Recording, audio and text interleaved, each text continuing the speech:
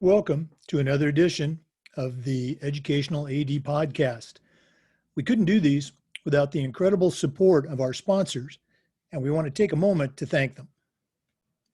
First, thanks to our diamond sponsor, Varsity Brands, including BSN, Varsity Spirit, and Herff Jones.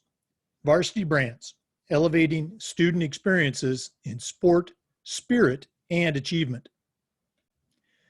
We also want to thank our platinum sponsors, including Ephesus Lighting, innovating a brighter future at every level. Gilman Gear, always a step ahead. Camp Mobile, where teams communicate better. Hometown Ticketing, simple and easy online ticketing. And Vital Signs, bring student achievements to life. Thank you to all of our great sponsors. Good morning, everyone. Welcome back to another edition of the Educational AD Podcast, this time featuring the FIAAA Insider. Our guest today is Brad Montgomery. Brad's a certified athletic administrator, and he's the director of athletics at Seabreeze High School in Daytona Beach, Florida. Brad, welcome to the program. Good morning, and thanks for having me. We're very excited. As we shared, it's a busy time for ADs, so we're going to jump right into it. We always like to let our listeners have a chance to get to know our guests. So tell us a little bit about yourself, where you grew up, where you went to school and college, and maybe how that love of sports led to that first teaching and coaching job. Okay, happy to do so. I'm Brad Montgomery. I'm the athletics director at Seabreeze High School. This is my third year, and I spent 4 years in Volusia County at Pine Ridge High School as their athletic director. Prior to moving to Florida, I taught in the state of Indiana for about 15 years. Oh, wow. And I've been coaching for 30 years. Along with in the 15 years I was teaching on mostly girls basketball, volleyball, track, and cross country. So the love of sport came before that when I was a student at Cathedral High School in Indianapolis, Indiana, where I played basketball and ran a little cross country. So I've always loved sports. I like to be around sports, and the kids and the competition is why I'm still in it. I didn't know that you were from Indiana, playing basketball, and, they like to claim that that's, the basketball mecca. How would you compare, high school basketball in Indiana to high school basketball here in Florida? I'm a bit biased because I'm from Indiana, which was, one of the last holdovers of a single class system. So I got to play in the single class system of over 400 schools in the state going for one prize. And then in my coaching career, I got to coach in a single class system and compete against the larger schools when I was at one with 300 kids and competed with the 2,000 plus kids. And then as soon as we went to class basketball, the kids we had trained, we went to the state finals. So I'm a little jaded. I think we have great basketball in Indiana, but there's great basketball in Florida as well. Mm-hmm. That's, I think everybody's always looking for that Hoosiers experience, and that must have been exciting to be a part of it. Talk a little bit about how your career as a teacher and coach led to that first job as an athletic director. I moved to Florida, and I'd been doing a lot of coaching in Indiana, and they had a social studies job and at Pine Ridge High School, and it just so happened that the athletic director left and moved to a different school 2 years in. So I applied for the job, and with my background in athletics and event planning, and having all the, experience working with parents and working with kids, John Atkinson was the principal at Pine Ridge, and he took a chance on me, and that's what got me into athletic director. And Seabreeze High School is a place that I always wanted to be. I tried to get in as teaching, and then they had the athletic director job open, and luckily I was tabbed as the AD over here. Let's talk about maybe those two positions in Florida, coming in as let's say a new AD at Pine Ridge and then going to Seabreeze. What were some of the differences between the two schools? What were some things that you thought at each school, your staff, your coaches did particularly well? The dynamics of the two schools are different. One, Seabreeze is over across the street from the beach, and then Pine Ridge is about 50 miles or from us, about an hour from us, by Deltona High School. And the main difference is the diversity, the cultural differences between, Seabreeze and what we have over in Pine Ridge. But the similarities are all the kids are wonderful kids. The coaches adapt to change. We try to find coaches that are about the kids and about competition and about getting better. And when I was at Pine Ridge, I was lucky to get to hire some people that really had the same philosophy. And we always said, when it comes to the kids, we'll make it happen. And that's the same philosophy I've brought over to Seabreeze. And with the new coaches coming in and the ones that have bought in that have been here, we've seen a lot of growth in the numbers of kids and a lot more activity from the parents, which is wonderful. Yeah, that makes it really nice when everybody's on the same page, everybody's supporting each other. Brad, in our profession, we always talk about the importance of leadership and mentors. And I'm curious, who were some of your mentors, both growing up, teachers and coaches that you might have had, as well as colleagues that you've worked with or worked for? Whose voice do you still hear when you go to work each day? There are a couple of voices that I hear. One's my dad, and he's 80 years old and high school education, and worked his way up and taught me a lot about customer service, and always go and talk to people. And the importance with dealing with people is sit down in front of them and you can work things out and come to an agreement. Even though you might not see eye to eye, you can still make the sale. And I've always done that with, my dad's voice in my ear. And then I had a great friend who was a restaurateur in Danville, Indiana, and he really preached about, we do this, your profession, you do it for the kids. And he used to say, even though I'm a restaurateur, I'm a coach every day, and you have to think about your employees and your kids first and get the best people possible to work within your system and care about those kids. So I still hear him in my ear. And then John Atkinson, who was my first principal at Pine Ridge, he was a Navy guy, and he more than anybody set the tone for me. He just said, Brad, put the right people in the right places and let them do their job and be there to assist them when you can.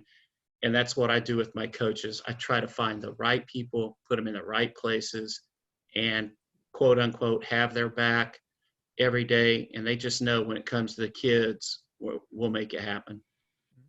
Well, that's always nice to hear, the people that have had an influence. Let's talk a little bit about the day-to-day job of an AD. You've been, behind the desk now for a while.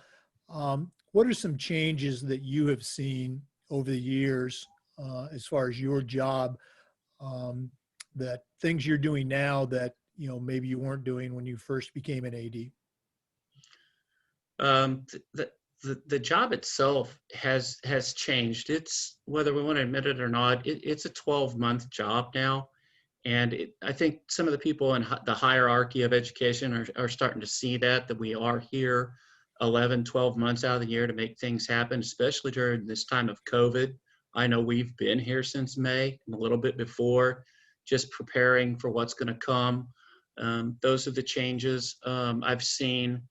Also, with everything going digital and electronic, trying to stay ahead of everything is another chore that we have to do. I know my days sometimes start at 5:30, like all the other ADs in the state, and we don't get home sometimes till midnight, 1 o'clock. And I think that's going to remain consistent. But the changes are, I can't go on. I just had a thing change on me earlier today, so we had to adjust for the football game. So change is inevitable, and it can happen 1 minute or 1 hour from now. Yeah, an athletic director recently made the comment that there's probably no other profession that is better geared to dealing with COVID than athletic directors, because our job is change. So Let's go and talk about COVID. We've seen a tremendous variety of responses across the country.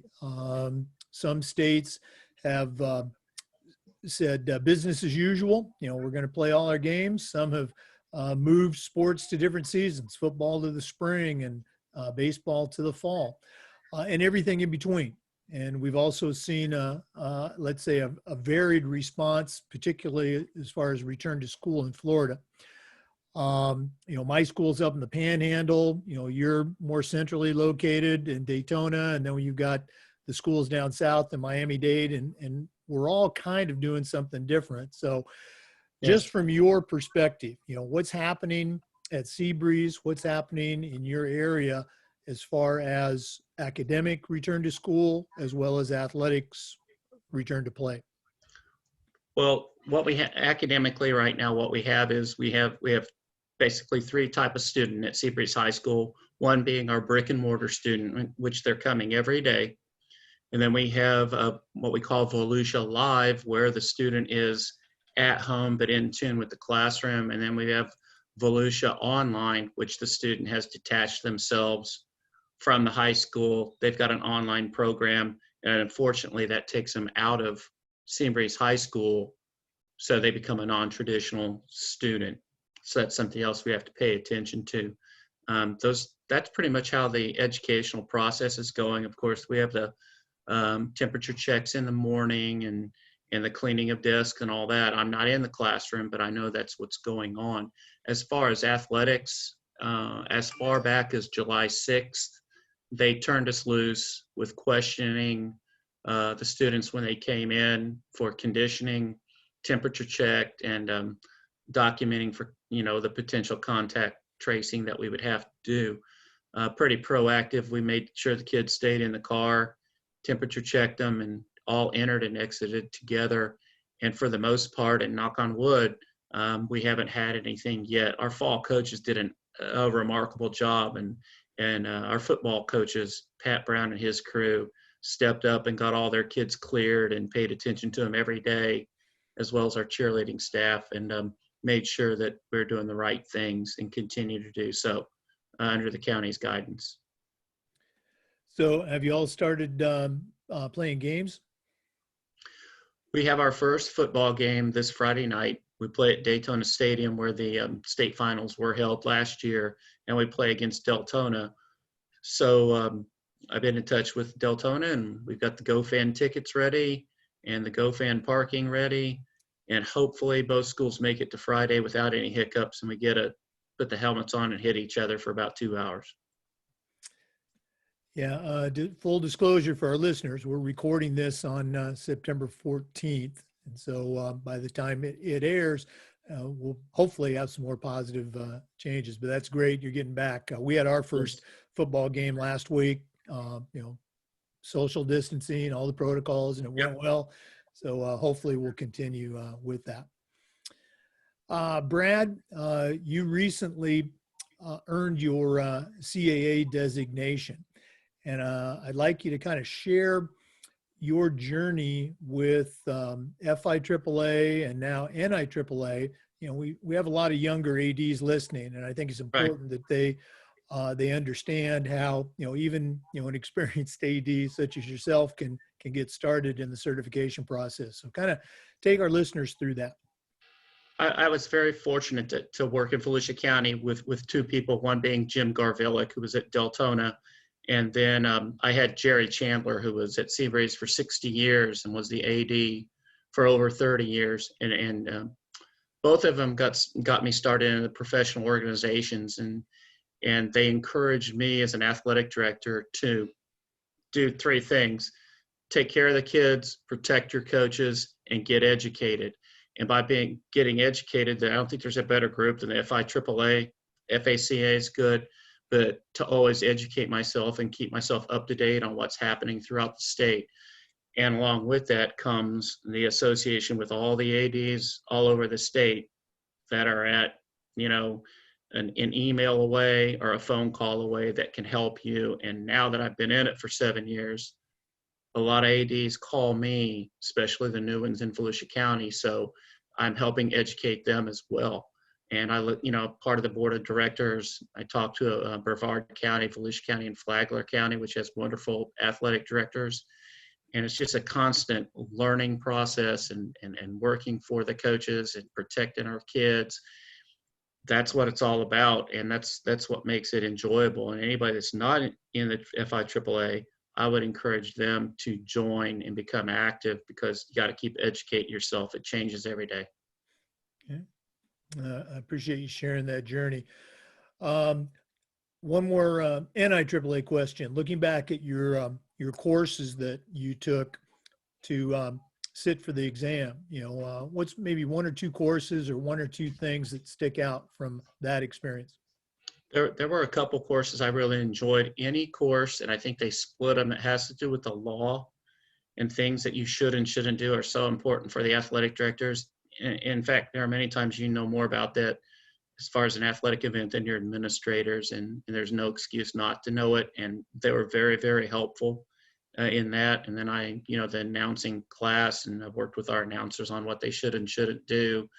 And then the teach a class, being able to stand up and instruct at the FIAAA was a nice one as well. I've enjoyed all of them, and I still get on and take one every now and again.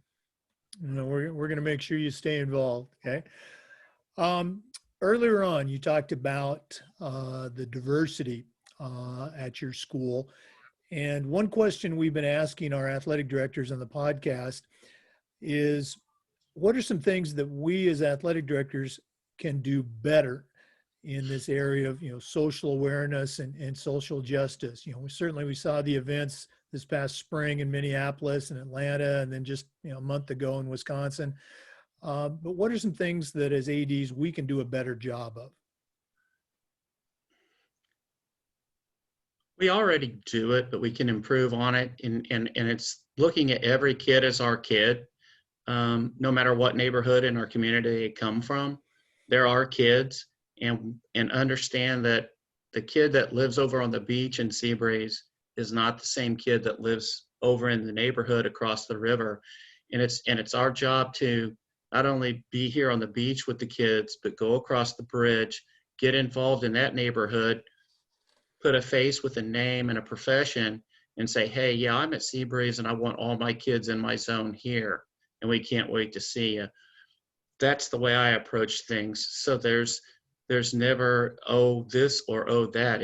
That's the AD at Seabreeze. Seabreeze is a great academic school, and I'm going there and I'm going to participate in athletics, and they're going to take care of me. And we do. Yeah, wow, that's powerful stuff. Boy, this is just flying through, but we're not quite done yet. Let's change gears just a little bit. I'm sure I know the answer, but I ask it anyway. What's some of your favorite aspects about being the athletic director at Seabreeze? What gets you excited about coming to work each day? One, I get to see the kids, and one, I get to interact with the coaches, because most ADs are coaches. And then I get to watch what the coaches do, interacting with the kids during the day and on the athletic field, and on Friday night or Tuesday night, whenever the competition is. I get to see the competition, and I get to see the kids improving and have a good time playing and competing. I love the interaction, but it's why I'm here. Just, we love the kids and we want to be part of their growth in life. Yeah, it's what it is. It's about the kids. Okay. Well, Brad, we've just about wrapped up. Our final question is always the athletic director's toolbox. Now, you're an experienced AD, but I'm going to task you with sending out a brand new athletic director on their very first job. But I'm only going to let you put 3 things in their toolbox. What 3 items are going to go in Brad Montgomery's athletic director toolbox? One, I'm going to give them my phone number, because they're going to need it, because they're going to need my experience. Number 2, I'm going to tell them to educate themselves, learn as much as you can. And then 3, be willing to work with everyone, from administration all the way down to the kids, and smile when you do it, and just keep moving forward. That's great advice. Okay. I appreciate that. Well, Brad, this has been wonderful. It's been fun getting to know you on the FIAAA board. We actually have our September board meeting coming up. Oh, goody, another Right. Zoom meeting. But it's been great. Thanks for being on the podcast, and certainly all the best to you and your teams this coming fall. Thank you, and I appreciate it, and hope everybody stays safe, especially if they're watching this, and we look forward to seeing everybody next time we can get together. Absolutely. Get out to the games. Well, to our listeners, thanks as always for tuning in. Come back again next time for another edition of the Educational AD. Thanks again for listening to the Educational AD podcast. Remember, these recordings are also being posted on YouTube under the FIAAA Educational AD site. Thanks again.